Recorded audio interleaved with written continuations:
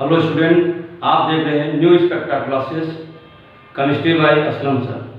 आज का टॉपिक है मैग्नेटिक मूवमेंट। आज हम आपको बताएंगे मैग्नेटिक मूवमेंट कैसे ज्ञात करते हैं। मैग्नेटिक मूवमेंट के लिए फार्मूला होता है mu equal to under root n bracket में n plus 2 bm Bohr magnetron. Mu ये चुंबकीय आघूर्ण है, एन अनपेयर्ड इलेक्ट्रॉनों की संख्या, नंबर्स ऑफ अनपेयर्ड इलेक्ट्रॉन। अब इसमें हम ज्ञात करेंगे scandium double positive. Scandium double positive में चुंबकीय आघूर्ण क्या होगा। चलिए स्कैंडियम का इलेक्ट्रॉनिक विन्यास बनाएंगे। 1s2 2s2 2p6 3s2 3p6 4s2 3d1। Scandium में जब दो पॉजिटिव चार्ज लग जाएंगे यानी इसमें से दो इलेक्ट्रॉन निकल जाएंगे तो आउटर मोस्ट शेल्स यानी 4s के दो इलेक्ट्रॉन बाहर निकल जाते हैं। इसका इलेक्ट्रॉनिक विन्यास 1s2 2s2 2p6 3s2 3p6 3d1 होगा। इसको इलेक्ट्रॉन को ऑर्बिटल भरेंगे।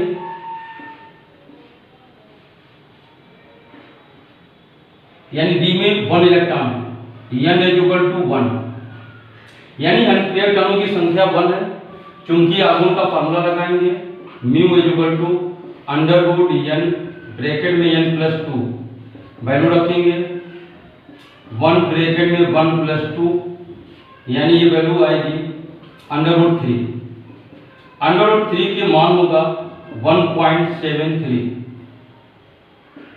bm Bohr magnetron. Sv double positive का चुंबकीय आघूर्ण 1.73 है। अब हम निकालेंगे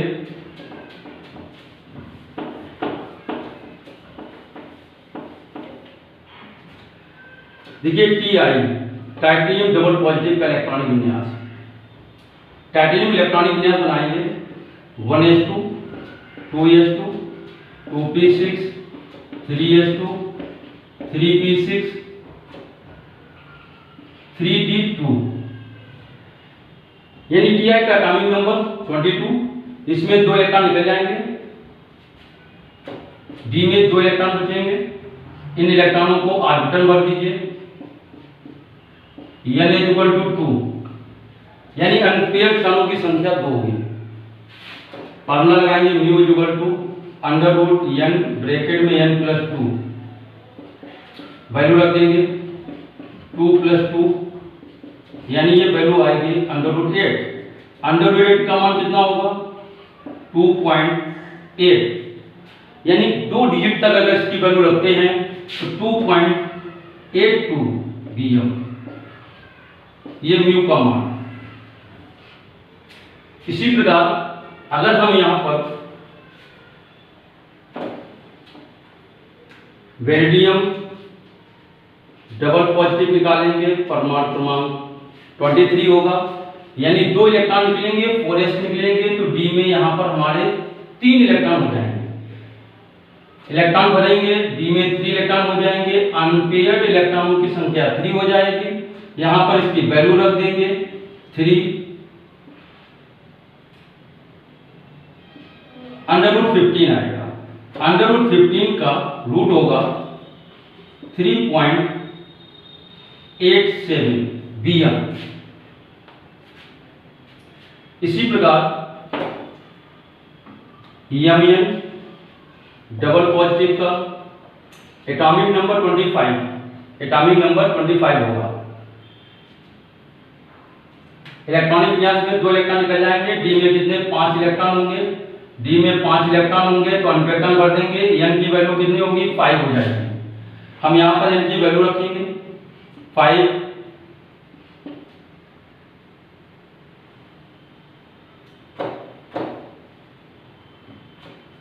35 होगा, 35 का रूट हो जाएगा 5.91 bm। इसी प्रकार देखिए Fe का डबल पॉजिटिव में अनपेयर्ड का निकालेंगे। Fe का एटॉमिक नंबर 26, डबल पॉजिटिव होंगे, 2 इलेक्ट्रॉन इसमें निकल जाएंगे, तो डी में हमारे कितने इलेक्ट्रॉन होंगे? एटॉमिक नंबर 6 है, तो डी में हमारे 6 इलेक्ट्रॉन हो जाएंगे। 3d6 इन इलेक्ट्रॉनों को ऑर्बिटल भरेंगे होने रूल से, तो ये हमारा पेयर्ड इलेक्ट्रॉन हो जाएगा। यहाँ पर अनपेयर्ड इलेक्ट्रॉनों की संख्या 4 हो जाएगी। हम डायपोल मोमेंट यानी फार्मूले में वैल्यू रख देंगे, n की वैल्यू रखेंगे, तो इसका वैल्यू आएगी √24 का रूट निकालेंगे, कितना हो जाएगा? यानी 4.9। इसको अगर सही देखा जाए 2 डिजिट तक तो 4.89 bm आता है। अब देखिए इसमें Fe के बाद में Ni nickel atomic number 28 double positive, nickel का इलेक्ट्रॉनिक कॉन्फ़िगरेशन बनाएंगे और उसमें से बाह्यतम कोष आउटर मोस्ट शेल से 2 इलेक्ट्रॉन निकाल देंगे। Ni डबल पॉजिटिव में 2 इलेक्ट्रॉन निकल जाएंगे, यानी 4s का इलेक्ट्रॉनिक कॉन्फ़िगरेशन जो बनाते हैं उसमें 4s में से 2 इलेक्ट्रॉन निकल जाएंगे, तो हमारे डी में इलेक्ट्रॉन आ जाएंगे 8। इन 8 इलेक्ट्रॉनों को ऑर्बिटल भरेंगे, जिससे अनपेयर्ड इलेक्ट्रॉनों की संख्या मिलेगी 2। अनपेयर्ड इलेक्ट्रॉनों की संख्या 2 मिलेगी, हम इसमें वैल्यू रख देंगे।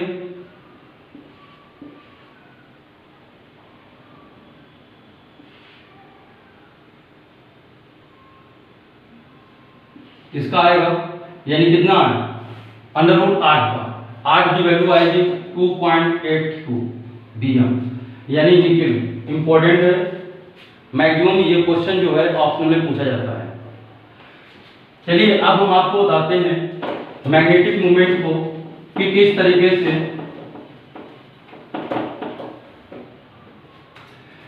आपको मैग्नेटिक मोमेंट निकालना है, तो उसमें अनपेयर्ड इलेक्ट्रॉनों की संख्या ज्ञात करनी होती है। अनपेयर्ड इलेक्ट्रॉनों की संख्या यानी नंबर्स ऑफ अनपेयर्ड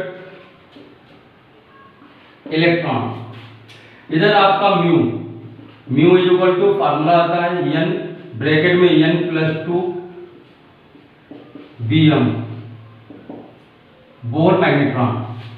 यदि अनपेयर्ड इलेक्ट्रॉनों की संख्या 1 होगी तो म्यू की वैल्यू जो है 1.7, n इज इक्वल टू 2 होगा, तो म्यू की वैल्यू जो नंबर्स हमारे अनपेयर्ड इलेक्ट्रॉनों की संख्या है उसी अनपेयर्ड इलेक्ट्रॉनों की संख्या में 0.7 बढ़ा देंगे। यहाँ पर अनपेयर्ड कितने इलेक्ट्रॉन? 2, तो यहाँ पे 2 कर देंगे, पॉइंट के बाद 8 कर देंगे। n इज इक्वल टू 3, तो म्यू की वैल्यू 2.8। अगर हम 2 डिजिट तक ले जाते हैं तो यहाँ पर देखिए क्या होगा, 1.3 लगाएंगे, इधर हमारा 2 लगा देंगे, यहाँ पर 7 लगाएंगे। अनपेयर्ड में यहाँ पर क्या होगा 3.87। यदि अनपेयर्ड इलेक्ट्रॉन 4 हो जाएंगे तो आप म्यू का मान अनपेयर्ड इलेक्ट्रॉन के जो नंबर्स होते हैं उसी नंबर्स में पॉइंट लगाकर आपको वैल्यू यहाँ पर रखना होगा। इसको n इज इक्वल टू 5 के लिए अनपेयर्ड इलेक्ट्रॉन की संख्या 5 होगी, तो म्यू की वैल्यू क्या होगी? 5 तो हमारा अनपेयर्ड है, 5 के बाद में 0.9 कर दीजिए। अगर n बराबर 6 होंगे तो म्यू की वैल्यू हमारी होगी 6.9। n is equal to value 7 कर देंगे तो म्यू की वैल्यू होगी 7.9। यानी इसमें अगर हम डिजिट को देखेंगे 2 डिजिट, तो यहाँ पर 1 कर देंगे, इधर 2 कर देंगे, यहाँ पे 3 कर देंगे। ये हमारे नंबर्स ऑफ अनपेयर्ड इलेक्ट्रॉनों की संख्या आपको मालूम होनी चाहिए। जितने अनपेयर्ड इलेक्ट्रॉनों की संख्या होंगी उसी संख्या में पॉइंट लगाकर हमें लगाना होता है। 1 डिजिट के लिए बहुत सिंपल सा है, 1 अनपेयर्ड इलेक्ट्रॉन की संख्या के लिए 1.7, 2 के लिए 2.8, 3 के लिए 2.9। यानी इसके बाद मतलब ये है, अगर सिंपल से 1 डिजिट के लिए वैल्यू की जाए तो म्यू की वैल्यू 1.7, 2 के लिए 1.8, इसके बाद यानी 2 के बाद में 2.8, 2 के बाद 3 नंबर्स के बाद में जितने भी अनपेयर्ड हैं इलेक्ट्रॉन, उसी अनपेयर्ड में 0.9 जोड़ दीजिए, आपकी वैल्यू एक्यूमुलेटेड आंसर आ जाता है। म्यू बराबर हो जाएगा 5.9, म्यू की वैल्यू होगी 6.9, इधर म्यू की वैल्यू होगी 7.9। ये जो पॉइंट के बाद में 1 डिजिट में आपको वैल्यू याद रखना बहुत आसान होता है कि अनपेयर्ड कणों की संख्या 1 में, 1 के बाद में आपको 0.7 जोड़ना है, 2 में 2.8 कर देने हैं, इसके बाद में जितने भी अनपेयर्ड कण होंगे 3 से 7 तक, उन सभी में पॉइंट के बाद में 9 लिख देना है, आपका एक्यूमुलेटेड आंसर आ जाता है। इस प्रकार आप spin magnetic quantum number calculate कर सकते हैं। आई होप कि आपको ये टॉपिक समझ में आया होगा। Thank you.